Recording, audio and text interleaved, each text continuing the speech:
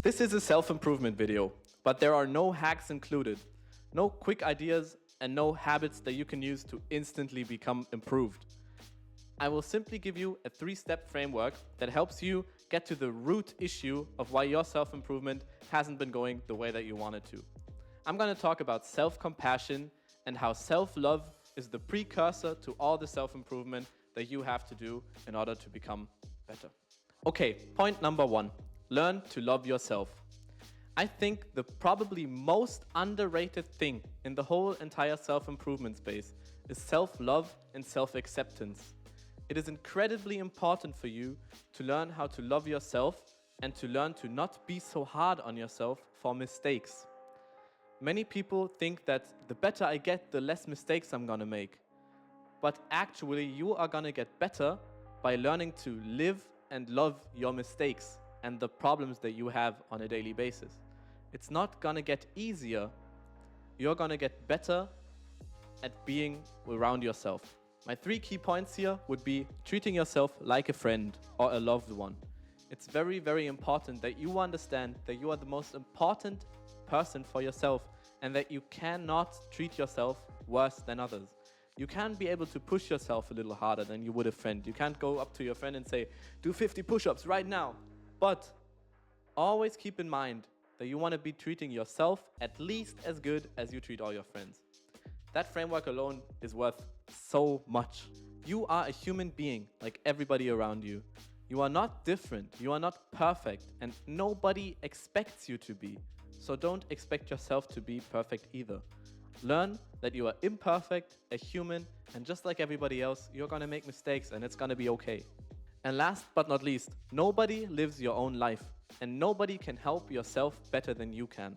The support you get from loving yourself and from being there for you in the worst moments is the most awesome support that you can get from anyone. And because nobody knows you as well as you do yourself, there's nobody else that can give you that kind of awesome support. Learn to respect yourself. For the longest time, I struggled respecting myself. I think I wasn't worth as much as the people around me.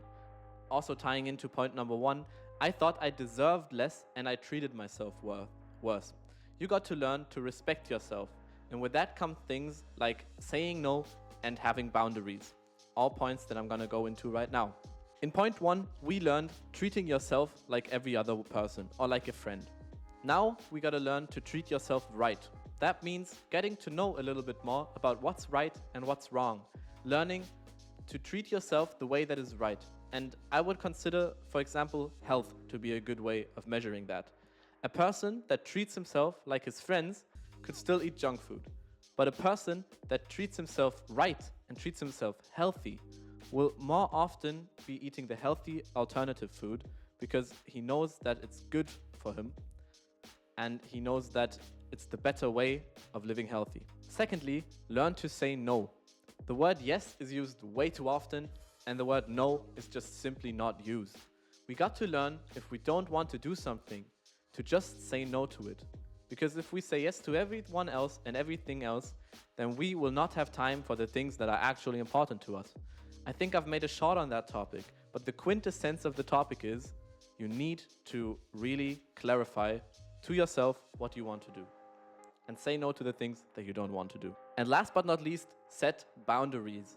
That is just an extension of saying no, but you want to know where your boundaries lay and you want to be able to really say them out loud. You want to be able to tell a person, no, I don't want you to do that. I have a boundary that doesn't allow me to accept that. There's a really good video of a person named Newell of Knowledge on YouTube about being assertive, which in a quintessence would say it's important for you to be able to pronounce and tell other people what it is that you like and you don't like. That is really awesome to make boundaries with other people. Finally, after you learn to love yourself and to respect yourself, you are now able to start pushing yourself. All the self-improvement tips that you have probably ever heard are all in that third and latter category of pushing yourself. But I think it's incredibly important to first learn to love yourself and to respect yourself. That's why I made this framework, and that's why I think that it's really the best way to go. So, what actually does it mean to push yourself?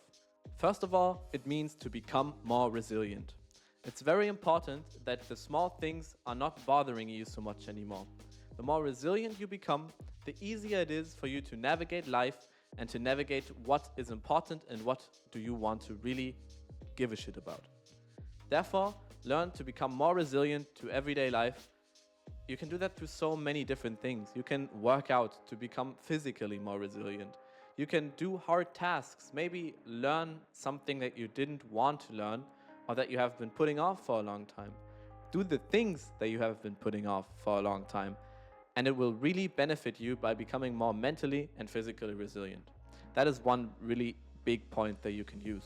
Secondly, strengthen that inner person.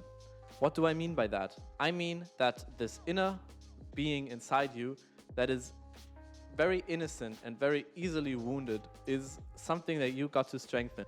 You do that by working through the traumas and the problems that are deep inside you. For me, 2024 was a really reformative year. It was the year in which I really was able to do that, and it showed me that all the self-improvement I had been doing in the years before, it was good for me, but it wasn't the root issue, and it wasn't the thing that helped me the most, that was most important for me to do. So, learn to fix the things that are deeply ingrained inside you, and it will have the most profound effect on you. And last but not least, learn to really support and protect yourself. With that, I simply mean become your own comfort person.